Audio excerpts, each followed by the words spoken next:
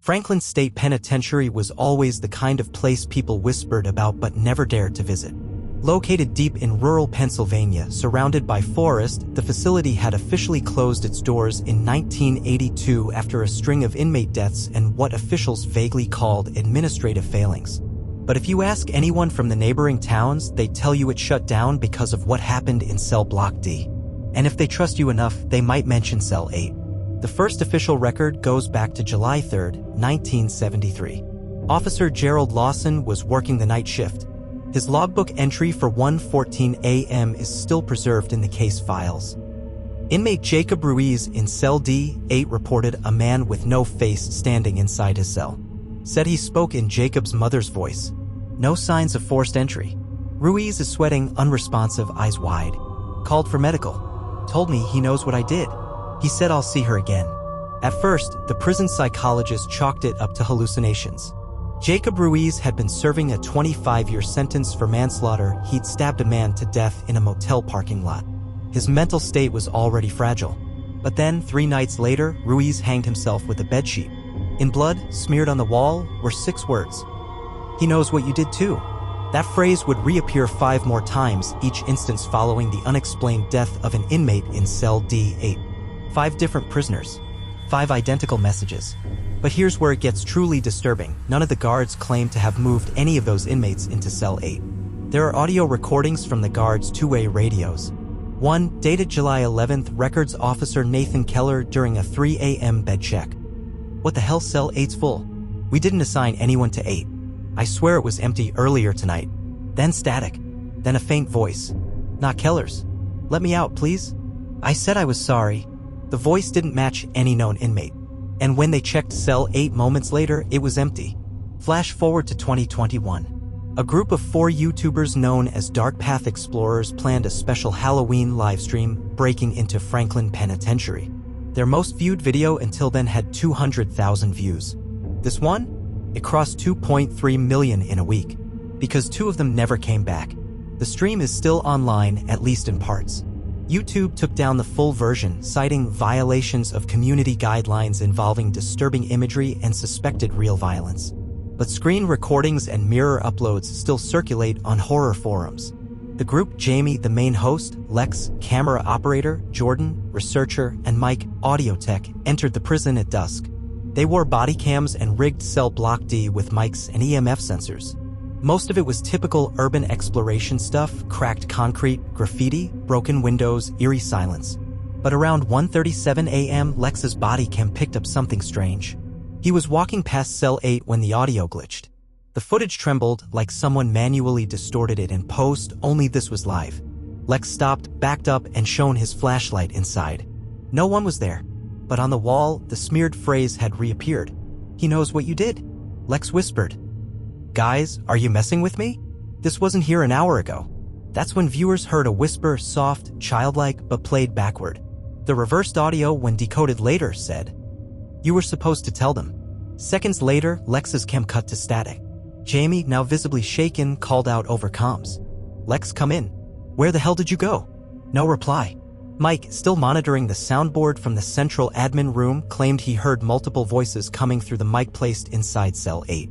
He thought it was a prank Lex had set up with pre-recorded loops. But Jamie wasn't buying it. She ran back to Cell 8. Lex was gone. The cell door, though rusted for decades, was swinging open slightly. Inside was a fresh smear of blood and the same 6 words. But this time, a 7th had been added. "He knows what you did too, Jamie." That moment, that exact second, became the turning point of the stream. Thousands of viewers in the live chat started spamming. "WTF just appeared on the wall? This isn't funny anymore. Turn around, Jamie, turn around." She did. Slowly. And behind her, barely visible in the doorway's edge, was a figure. Tall, humanoid, entirely featureless, no eyes, no mouth, no nose. Just skin, stretched impossibly smooth. It raised a hand toward her. The stream cut to black. Jordan and Mike exited the prison an hour later, in total silence.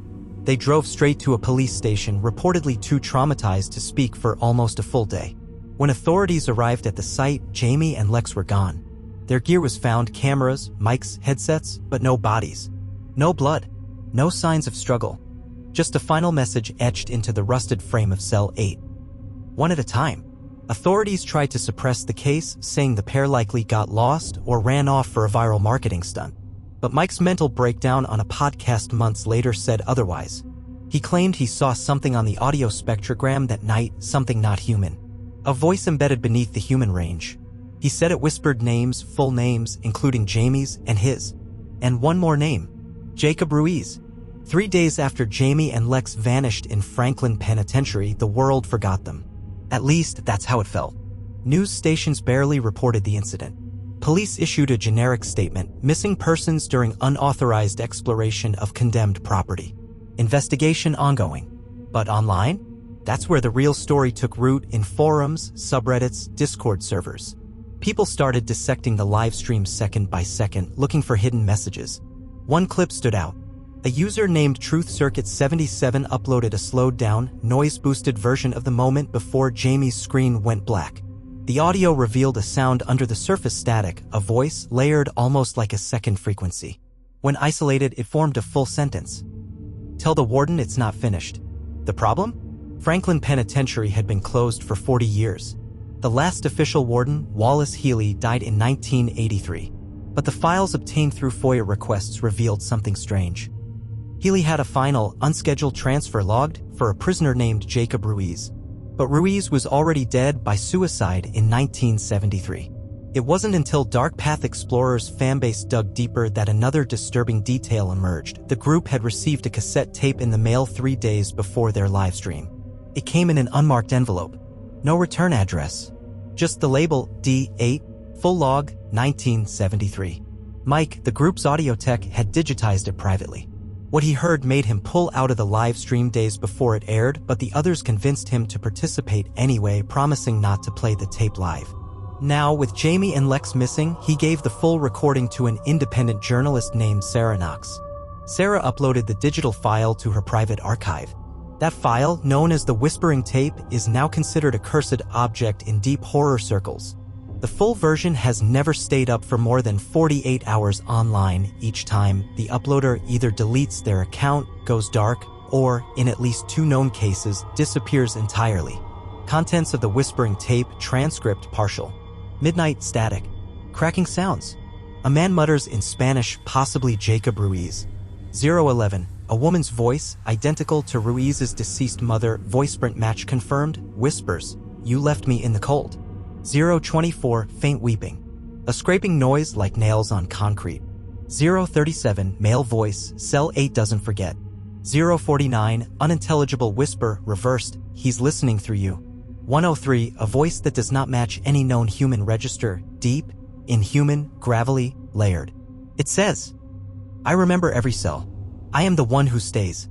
Say your sin or stay with me." 116. Tape cuts with a loud shriek, followed by 23 seconds of absolute silence. Then, a knock. Sarah played the tape once, just once, in her apartment. 3 knocks echoed on her front door within seconds of the final sound. When she opened it, no one was there. But a shoe was on her welcome mat. A worn, prison-issued sandal. Size 10. And on the inside sole, someone had carved a date. July 3rd, 1973. The night Ruiz made his first report. Sarah disappeared 1 week later. Her apartment was undisturbed. Keys on the counter. Her laptop still running. But her front door, strangely, was off its hinges. Not broken or forced. Unscrewed. Removed cleanly and left leaning against the wall. The only thing taken was the Whispering Tape. Her backup drives, cloud links, physical copies, all deleted, corrupted, or blank. Meanwhile, Mike, the last remaining member of Dark Path Explorers, checked himself into a psychiatric facility outside Philadelphia. According to his doctor, he refused to speak for the first 2 weeks. But he kept writing the same phrase over and over in his notebooks. Say it or stay. Say it or stay. Say it or stay. When the doctor finally asked, "Say what, Mike?" he answered calmly, "Your worst thing. That's what he wants. You either tell it or he shows it to everyone." He then tried to remove his own eyes with a spoon. It gets worse. A week later, a Redditor named Vantivoid posted a 4-minute version of the Whispering Tape they claimed to have found on a USB stick inside a locked cabinet in an abandoned house near Franklin. The account uploaded a clip titled, "Listen at your own risk, Cell 8 audio confirmed." Within 48 hours, the video received 122,000 views. It was flagged over 300 times for disturbing content. The user stopped replying. On day 3, the account posted one final message. I heard him behind me. I didn't even press play. The account was deleted 5 minutes later. But the clip? It resurfaced on a YouTube channel in Serbia, then another in Brazil, each with minor alterations. In each version, the voice changes slightly, adapting to the local language, yet always keeping the same demand. Say your sin. Now here's where things twist. One of Franklin's former guards, a man named Dennis Holbrook, came forward in a podcast 6 months ago. He's 87 years old, frail, but fully lucid, and he admitted something that hadn't appeared in any official file. There was never supposed to be a cell 8. When they built D Block, there were only 7 cells.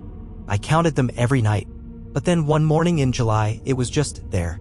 New bars, new number, and a door. We didn't question it. We were too scared to. He claimed the warden told them not to acknowledge cell 8, that it was meant for the ones who don't confess. And the warden? Wallace Healy, according to Holbrook, was never buried. His grave at Oakwood Cemetery is empty. Just a headstone, with a phrase carved in small letters at the bottom. He knows what you did. Dennis Holbrook didn't talk to many people.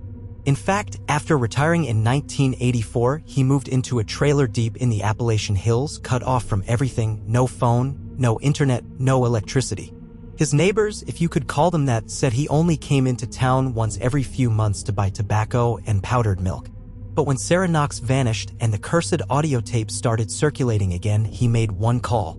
It was to a podcaster named Lane McCutcheon, host of Midnight Recordings, a niche show with maybe 2,000 regular listeners. Holbrook asked for one thing. Let me speak before he finds me again. The episode never aired. What exists is an uncut audio file leaked by Lane's editor, uploaded to a ghosted torrent site and mirrored by a group of digital archivists. The full interview runs 42 minutes. Only fragments have surfaced publicly, most of them whispered, terrified, sometimes unintelligible. But one part is clear. Lane asks, "Why you? Why'd you stay behind when they closed the prison?" Holbrook's voice cracks, then steadies. "Because I lied." Dennis claimed he was one of 5 guards stationed in cell block D when the first inmate, Jacob Ruiz, died.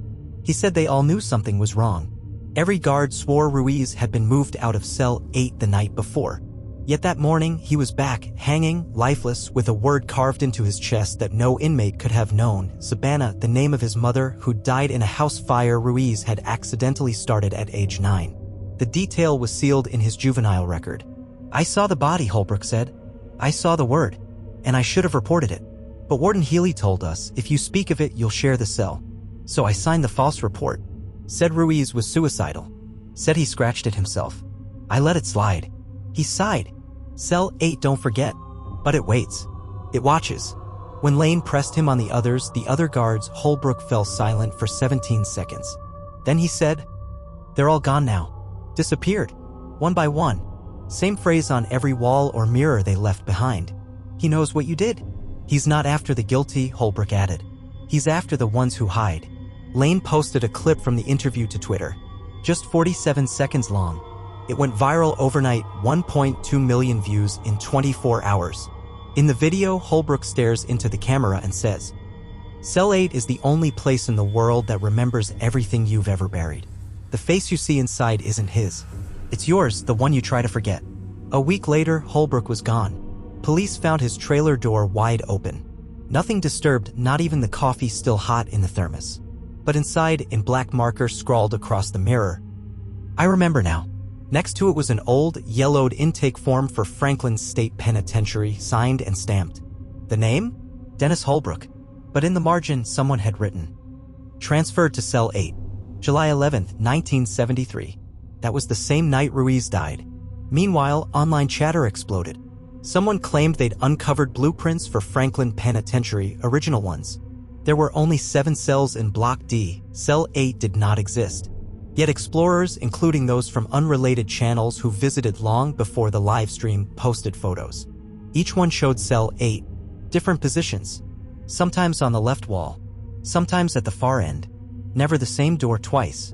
A YouTube investigator named Quinn Delgado, known for busting urban legends, uploaded a 40-minute deep dive titled, "The Cell That Moves." She received over 800,000 views in 2 days. Then, mid-live stream of her second episode, her camera caught a moment she didn't see live. Her closet door opened behind her. A figure stood inside.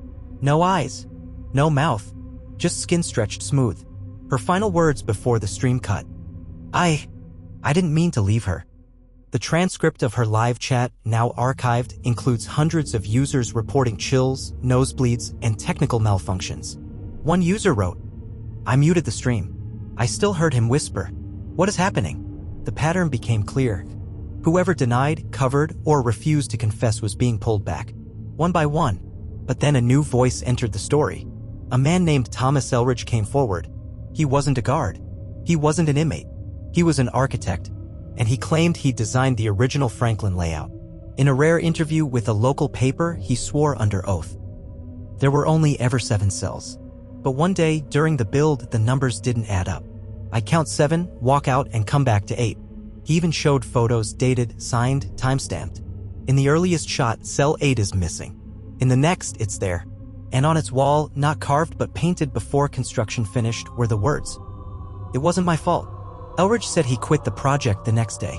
He never returned, never spoke of it, until now. When asked why he was coming forward, he simply said, "Because I keep seeing her, the girl in the wall, and she's mouthing my name." This was when new rumors started. That cell 8 was a prison within time, not a place, but a confession trap anchored by guilt unspoken, guilt inherited. And whoever tried to silence the truth would one day find the door, whether they remembered building it or not. The plans for Franklin State Penitentiary weren't just old. They were impossible. After architect Thomas Elridge's testimony, a group of digital archivists under the handle OpenCell 8 began collecting and scanning every public record related to the prison's design. They scoured town halls, property deeds, construction firm archives. The results were disturbing. Blueprint from 1959, 7 cells. Blueprint from 1962, still 7 cells. Blueprint from 1963, revised now 8 cells, but only in Xeroxed copies. The original physical sheet remained unchanged. Blueprint from 1964, mirror scan cell 8 appears, but the label is reversed as if the cell reflected into existence. Then came the real shocker. A top-down architectural scan from 1965, pulled from a contractor's long-lost archive, revealed something buried beneath cell block D, a sub-basement never built, never approved. No plumbing. No ventilation. No purpose. Just a hollow rectangle, measuring 8 by 8 feet. When they overlaid the prison's electrical grid onto the map, one cable, a single thick copper line, ran directly into that space. It was tagged in yellow ink. Someone had written, "For the speaker. Enter hollow frequency," a sound engineer and horror tech enthusiast known for dissecting supernatural audio files. He theorized that whatever the whispering tape contained, whatever voice spoke below human range, originated from that room. He recreated the audio pattern of the tape using sound mapping software. Then he overlaid it onto the 3D reconstruction of the prison. The waveform matched the architecture itself. Each distorted spike, each pause, each whisper perfectly aligned with the cell layout. As if the prison was a speaker and cell 8 was the mouth. The horror community exploded. Thousands flooded streams and breakdown videos. Conspiracy channels went full tilt. Was the prison a machine? Did the warden design it to contain the voice or feed it? What if the cell isn't haunted? What if it's hungry? One theory gained traction, the confession engine. According to it, Franklin wasn't built to punish prisoners. It was constructed to amplify guilt, to catch the things we buried and make us confess or stay trapped forever. And then on November 5th, something impossible happened. A drone team from Night Vulture Media, flying over the ruins of Franklin for a teaser trailer, caught aerial footage that showed cell 8 shifting. On camera. In real time. In frame A, cell 8 is third from the left. In frame B, taken 7 seconds later, it's now fourth. The footage was authenticated. There were no cuts. No splices. No CGI. Just 7 men watching the 8th door move. 3 days later, 2 of those drone team members vanished. Their car was found abandoned off Route 422, headlights still on. Inside were camera bags, unopened sandwiches, and 2 strange items. 1, a mirror, old, handheld, cracked. 2, a cassette tape. No label. Just a faint recording of a girl's voice whispering. "He built it for me." That's when the name surfaced again, Eloise. Researchers dug into Franklin's pre-prison history. Before the penitentiary, the land was home to the Eloise Academy for Girls, a turn-of-the-century reform school that closed after several abuse scandals in 1911. 23 girls died there. Records were scarce, fire, of course, but a single photo survived. A black and white class portrait, 22 girls seated. Behind them, faint but undeniable, a 23rd girl standing. Her face is blurred, but written on the chalkboard behind them is a name. E. Marwick. Below it, a line from scripture.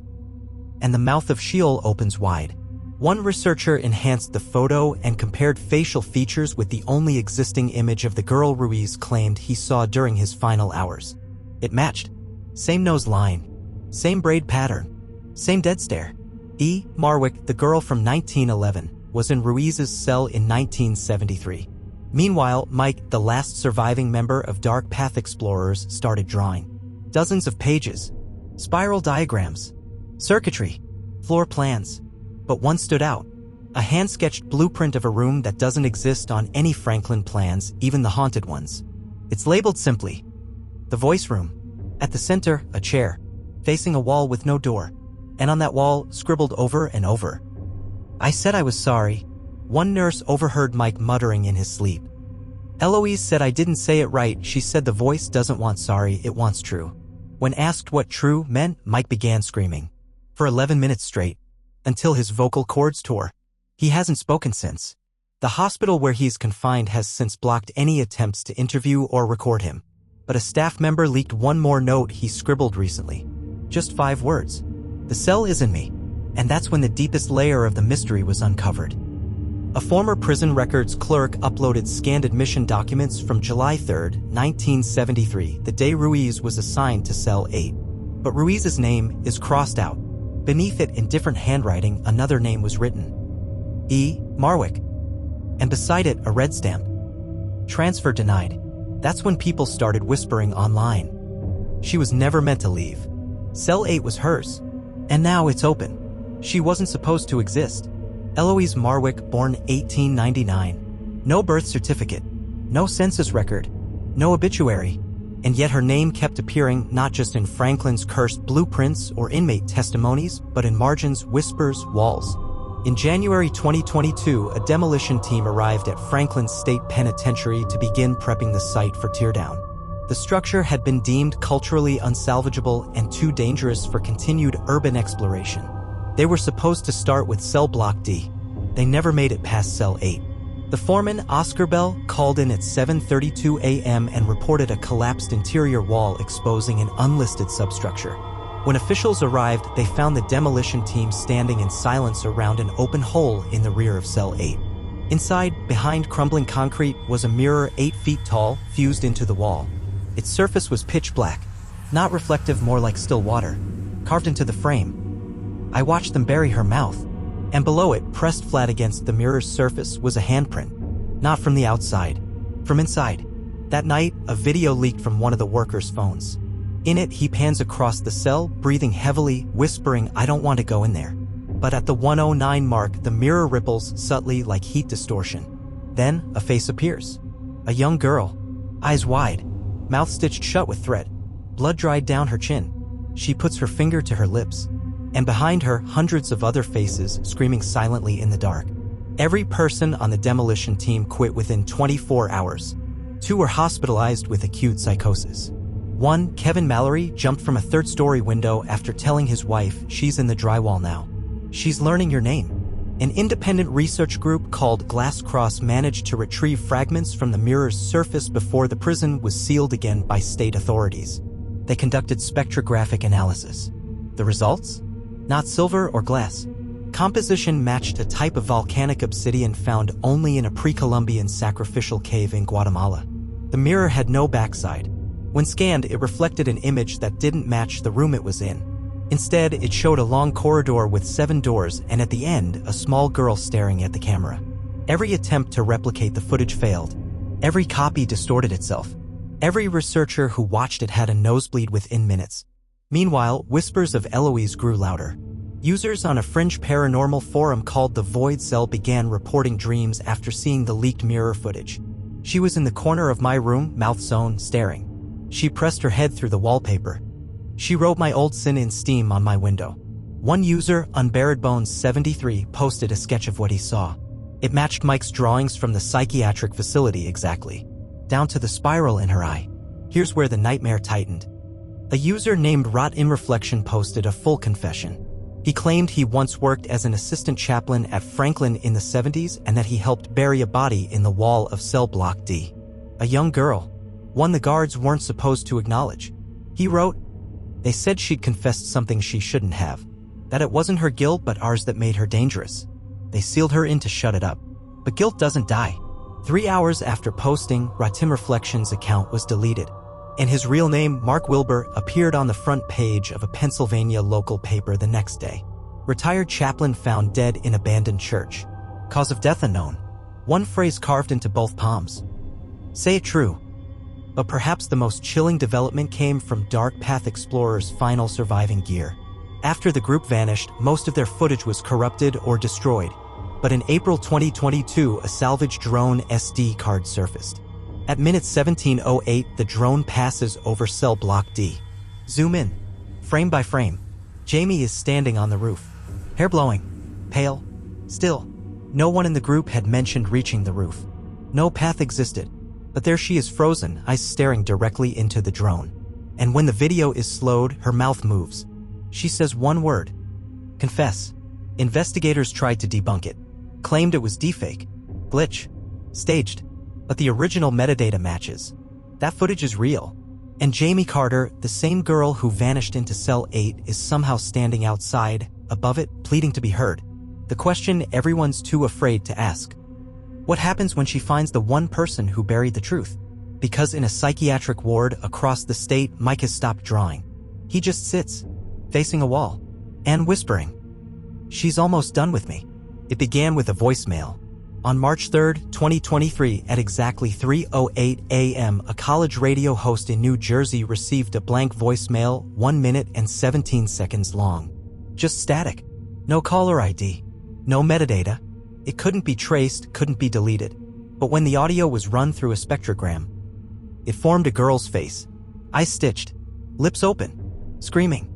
The host, Anthony Ross, played the sound live on air for his late-night segment Voices in the Static, a niche show focused on haunted transmissions. 3 minutes later, his listeners began calling in all at once. But they weren't screaming. They were confessing. Call number 1. I locked my sister in the basement when I was 10. I told my parents she ran away. I never said a word until now. I can hear her crying again. Call number 2. I switched meds at the nursing home. He didn't deserve to live. But now the oxygen keeps hissing in my sleep. I can't make it stop. Call number 3. Caller gasping, she knows what I did in that cell. I lied. I signed the paper. I thought it was just a trick. I didn't know she was real. The third call cut out. That same night, Anthony's apartment complex caught fire. He survived, but not untouched. Across his chest, seared into his skin by no visible flame, were the words. They all have to say it. Suddenly, Cell 8 wasn't just a place anymore. It was spreading. The phrase "say it true" began appearing across the country. Written in condensation on mirrors. Scratched into bathroom stalls and rest stops. Etched faintly into car windshields after cold nights. Spray painted onto the walls of 3 separate churches, none of which were close to Franklin. One priest in New Hampshire claimed his entire confessional booth began echoing back his own sins in a girl's voice. He fled mid-mass and hasn't been seen since. Then came the case of April Monroe, a teen vlogger from Salem, Massachusetts. She uploaded a 10-minute video titled, "I Spoke to the Girl from the Prison Mirror." In it, she details a dream in which Eloise appeared at the foot of her bed, mouth sewn, holding a tape recorder. When April asked what she wanted, Eloise handed her the device. April pressed play. Her own voice came out, repeating a line she'd never said aloud. "I watched him drown. I told no one." The video hit 3.4 million views in 72 hours. On day 4, April was found unconscious in her room. No injuries, no drugs, no evidence of trauma. Just one word written in chalk on her ceiling. Almost. She woke 2 days later mute, and her left hand won't open. Doctors confirmed no nerve damage, but her fingers remained clenched tightly around a jagged piece of mirror fused to her skin. Meanwhile, Mike, the last of Dark Path Explorers, had started making lists. The staff at his psychiatric facility documented it, hundreds of names scrawled on his walls in pencil. Some repeated, some crossed out, but 3 names were always at the top. 1. Eloise Marwick. 2. Wallace Healy, former warden. 3. The one who buried her. Underneath, always in blood red ink. 1 still denies. When asked who the last name referred to, Mike only said, "She can't leave until they all speak." But one of them locked the truth in a room no one remembers. This prompted a surge of theories from online communities. What if someone had trapped the original confession, the one that started everything? What if that guilt still lingered, bound to Eloise? Users on the Void Cell began tracing old Franklin Penitentiary files again, cross-referencing visitor logs, chaplain appointments, and staff entries. One name appeared across multiple records but never showed up in staff payroll or inmate rosters. Catherine Healy, daughter of Warden Wallace Healy. Age 12, she visited the facility multiple times between 1972 and 1973. Her presence was never officially documented beyond clerical observation entries. She was never mentioned in any incident reports. Except once. A note found in a burned corner of an observation journal reads, "Keep Catherine away from cell 8. She hears her in the walls." Last night she wrote backwards on her pillowcase. Said the mirror girl showed her how. When independent researcher Mallory Bates tracked Catherine down in 2023, she was living under a different name in upstate New York. Private, reclusive, married, no children. Mallory posed as a journalist and knocked on her door with a recorder running. Here's what we know of the 2-minute interaction before the recording went silent. "Mallory, do you remember Franklin?" Pause. "Catherine, they said she'd go away if I never told." Mallory, "Told what?" Catherine, "That it wasn't her sin. It was mine." Mallory, "Yours?" Catherine, "I put her there. I pointed. She took the blame." Then a loud static screech. End of file. Mallory has not been seen since, but her laptop found abandoned in a rental car contained a single file. No audio, no video, just text. She confessed too late. The cell opened anyway. Now the pattern is clear. Each new whisper, each new haunting, each new name etched in glass. It's part of a purge. Cell 8 isn't seeking the guilty. It's seeking the ones who buried truth beneath silence.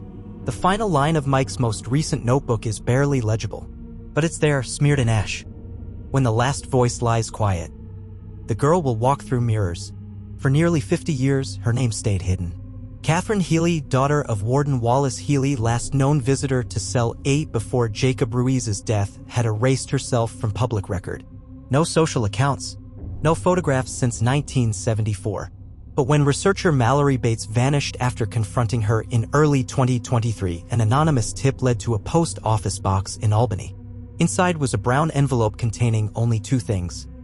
1. A torn photograph of Catherine as a child standing outside Franklin's entrance, looking over her shoulder. 2. A letter. No salutation. No signature. Just 5 words. She spoke the truth first. The message sparked a final investigation. Independent archivist Devin Reese tracked down one of the last surviving contractors from Franklin's expansion era, Edgar Pelham, age 92. He hadn't spoken about Franklin since the 70s. He refused to answer questions about Cell 8, only saying some rooms weren't meant to be built. But when Devin showed him the torn photo of Catherine, he wept. "She didn't bury her," he said. She pointed. In 1973, Catherine was brought inside the prison regularly. Her mother had died the year prior. The warden, Wallace Healy, kept her close, maybe too close. According to a security journal found decades later, on June 30th of that year, Catherine wandered into Block D during a routine cell check. Guards lost track of her for 47 minutes. When she was found, she was inside cell 8, even though it hadn't been assigned to any inmate yet. She was sitting in the corner, drawing spirals on the floor with a piece of charcoal. She said a girl had been whispering to her through the wall. "She says we have the same secret," Catherine reportedly said. "She says I should tell." The warden ordered the guards to seal the room. 3 days later, Eloise appeared on the manifest. No official entry record. No intake photo. No charges. No fingerprinting. Just one line in shaky penmanship. "Admit, E. Marwick. Voluntary isolation. Confessed." And next to it, a warden's stamp. Silenced. What happened between Catherine and Eloise remains unknown. But researchers believe Catherine, traumatized, grieving, manipulated, had told her father something terrible. Something he believed might ruin him. And Eloise? She took the blame. The theory is this. Eloise confessed to Catherine's crime. Or perhaps to a truth Catherine revealed, something dark enough that Wallace Healy sealed them both in metaphorically and one of them literally. The prison became a vault. Cell 8, the crucible. The spiral, the recurring symbol etched into walls, mirrors, even skin, may have started with Catherine. Mike, the last surviving Dark Path Explorers member, continued to draw spirals into his notebooks, murmuring, "It's not a symbol. It's a map. Out of the lie and into the voice." On March 8, 2023, Mike vanished from his locked hospital room. No signs of forced exit. No staff interaction. No surveillance footage. Just a broken pencil, a cracked mirror, and scrawled across the wall in graphite and blood. She forgave her, but not him. Then came the final voice. A voicemail sent to every known contact associated with the Franklin case, researchers, YouTubers, former guards, anyone who'd spoken Eloise's name aloud. Same timestamp. Same duration. 3:08 a.m., 1 minute, 17 seconds. The static again. The whispering. And this time one clear phrase. He watched and said nothing. He let the wrong one speak. The last sin is silence. In June 2023, the body of a man was discovered in a cabin near the Franklin ruins. Unidentified at first. Age estimated 80 to 90. Death ruled exposure. But carved into the floorboards beneath him was a name. Wallace Healy. And a confession written in the dirt under his curled hand. It was never her fault. I lied. I made her lie. Eloise was the last pure thing in that place. And I buried her alive. Cell 8 didn't claim Healy immediately. It waited 49 years until the truth was written. And then something shifted. Drone footage from cell site Paranormal in July 2023 captured a chilling new sight. The mirror inside Cell 8 was gone. In its place was an open doorway leading to a space no drone could map. Their signal cut out each time they tried to enter. But before the last drone lost contact, its camera caught one final frame. A little girl, Eloise, walking out of the dark. And behind her, a door, closing, with the number 9 on it. No one ever built Cell 9. There are no blueprints, no floor plans, no maintenance logs. Franklin State Penitentiary's architecture ends with Cell 8, both numerically and spatially. And yet, there it was. In the final drone footage captured by cell site Paranormal just before signal loss, a smooth steel door.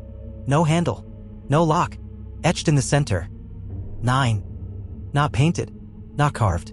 Grown into the metal. A quiet panic rippled through the online horror community.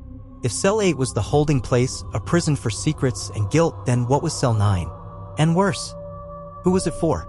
That's when the disappearances began again.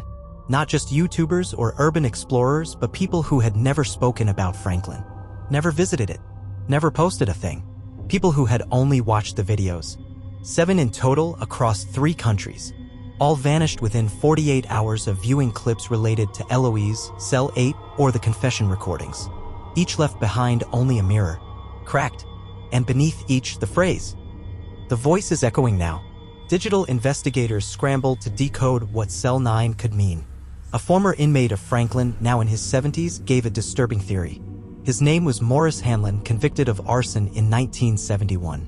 He spent 18 months in D Block.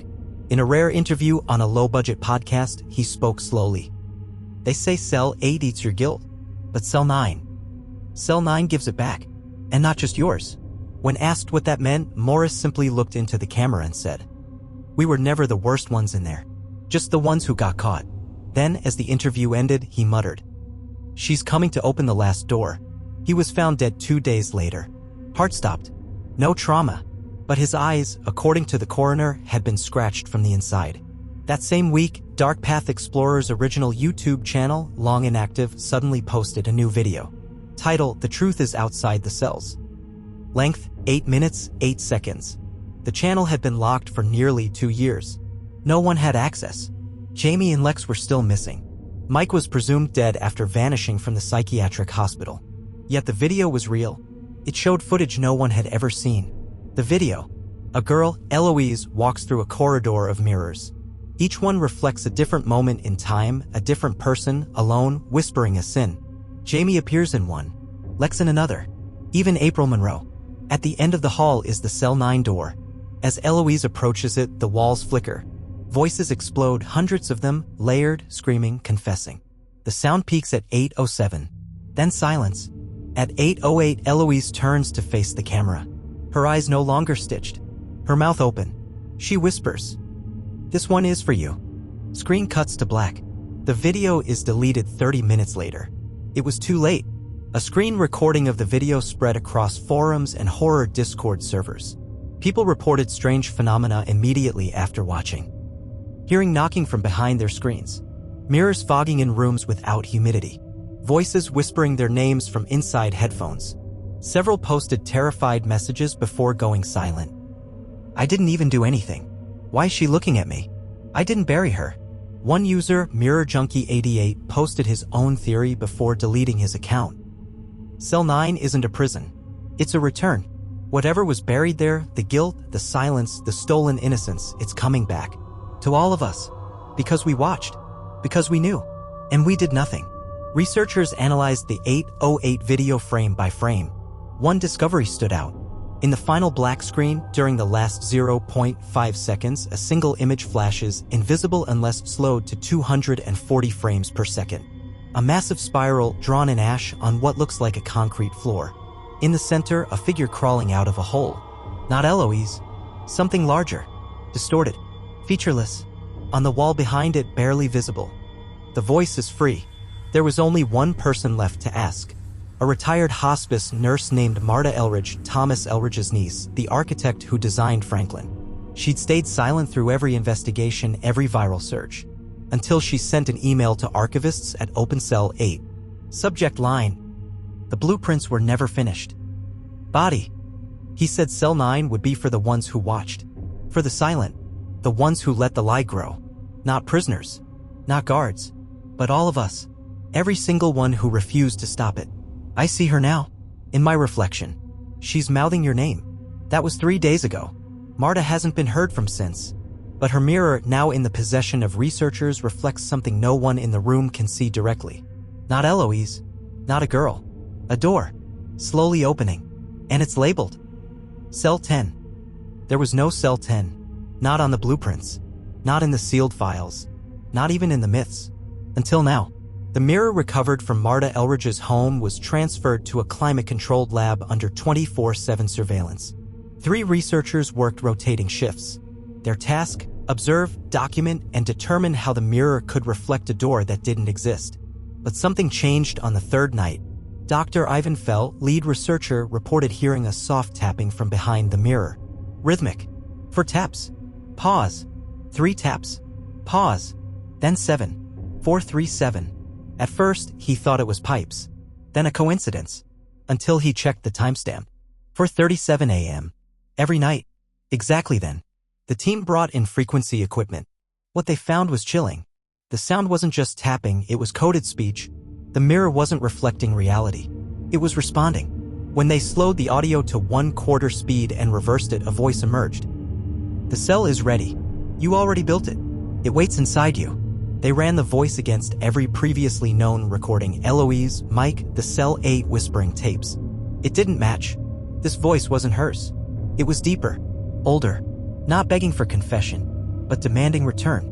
On July 9, 2023, researcher Natalie Voss fell unconscious while watching the mirror overnight.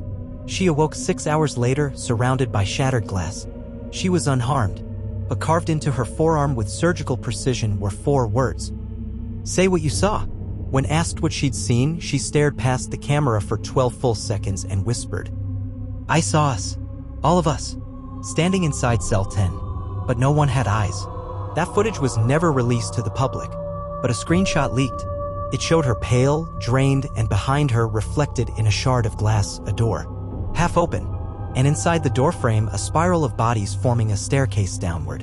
Meanwhile, anomalies spiked globally. A man in Germany drowned in his own bathtub. No water was present. The mirror above it was fogged with one word: descend. In Tokyo, a subway mirror shattered without impact. Surveillance showed a figure standing in front of it for 6 minutes. The platform was empty. In Argentina, a priest live-streamed a sermon about the dangers of false guilt. His image distorted midstream. His mouth moved, but a girl's voice came out. Viewers said it was Eloise. She said, "He opened it. And now it opens you." And then the event that changed everything. A mirror, 12 feet tall, spontaneously appeared in the courtyard of the Franklin ruins. No explanation, no witnesses, no tracks. Etched at the top. Cell 10. People gathered. Journalists, YouTubers, skeptics, believers. Some touched it. Some stared. Some wept without knowing why. By sunset, 11 people had walked through it. They have not come back. The final one, a boy named Joshua Lee, age 17, looked back over his shoulder before stepping in and whispered into the camera. "She's not the one we should have feared." That same night, Mike, the missing Dark Path Explorers member, was found. He was in a church confessional in Baltimore. Naked, covered in spirals, eyes sealed shut with thread, but alive, clutching something in both hands. 2 pieces of mirror fused into his palms. In his final recorded interview, he didn't blink once. He only said, "Cell 8 was for the guilty. Cell 9 was for the silent. But Cell 10. Cell 10 is for the ones who watched and waited. Who let it grow. It's not her anymore." She stepped out. He stepped in. When asked who he was, Mike smiled. Then said, "The voice between reflections. The guilt that doesn't belong to anyone. So it belongs to everyone. Cell 10 is no longer a place. It's a reflection. A viral consciousness. A spiritual gravity well that pulls not because of what you've done, but because of what you've ignored. What you refused to say. What you saw and said nothing about. It knows.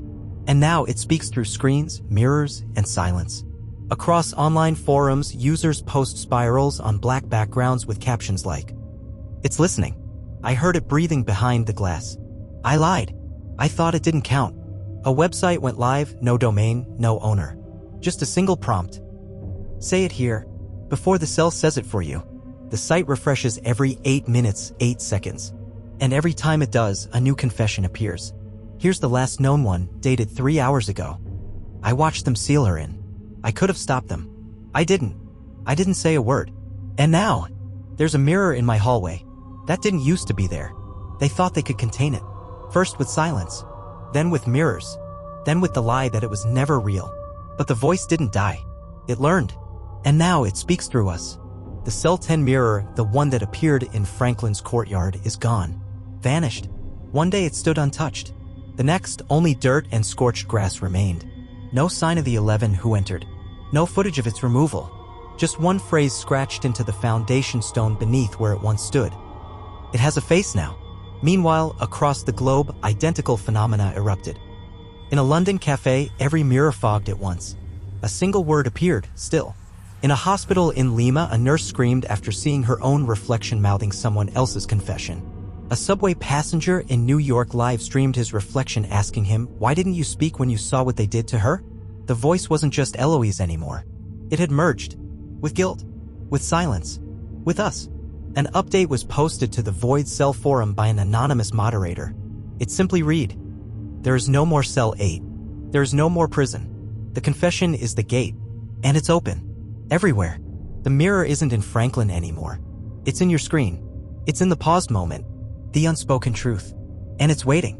Let's pause here. Let's talk about you. You've made it this far. You've read the story. Maybe listened. Maybe shared it. Maybe sat in silence thinking, I didn't do anything." And that's exactly the point. The voice behind the glass isn't just the ghost of a buried girl. It's a shape grown in every unsaid word. In the hallway glances. The stories shrugged off. The cruelty you saw and let pass. The truth you buried. Cell 8 punished the guilty. Cell 9 punished the silent. But Cell 10? Cell 10 remembers everyone who watched. And what does it do?